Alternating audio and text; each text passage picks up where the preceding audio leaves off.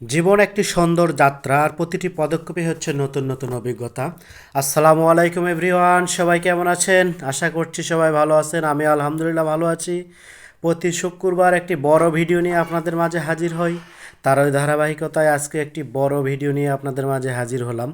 আপনারা এই মুহূর্তে যে জায়গাটি দেখতে পাচ্ছেন, এটি বাংলাদেশের 5 টাকার নোটে যে ঐতিহ্যবাহী কুসুম্বা মসজিদের ছবি দেওয়া হয়েছে, সেই কুসুম্বা ঐতিহ্যবাহী মসজিদ দেখতে পাচ্ছেন। এটি 464 বছরের পুরাতন একটি মসজিদ। আসলে আমাদের ভ্রমণ করা দরকার, আর আমি যখনই সময় পাই একটু ভ্রমণ করার চেষ্টা করে থাকি। আপনারা মসজিদের চারে সাইডটা আর কি দেখতে পাচ্ছেন, আমি চারিদিকে আপনাদেরকে ঘুরে দেখাবো। মসজিদটা কিন্তু আসলেই খুব সুন্দর। 910 হিজরিতে মসজিদটা নির্মাণ করা হয়েছিল। বা আফগান শাসন আমলে শেষ দিকে শাসক গিয়াসউদ্দিন বাহাদুর শাহর আমলে সুলাইমান নামে এক ব্যক্তি এই মসজিদটি নির্মাণ করেছিলেন। মসজিদটি কিন্তু সংরক্ষণ করা হয় নাই, সেই আগের মতোই কিন্তু রয়েছে।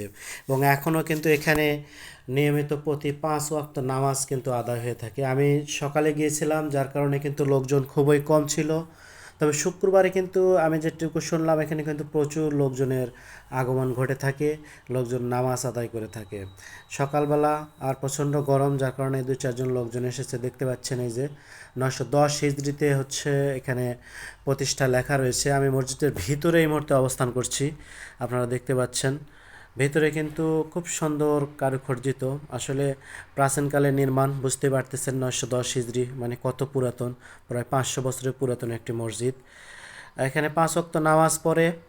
এবং এখানে কিন্তু একটা প্রত্নতান্ত্রিক স্থান, নওগাঁ জেলার যে কয়েকটি স্থান রয়েছে প্রত্নতান্ত্রিক, তার মধ্যে কিন্তু এটি একটি।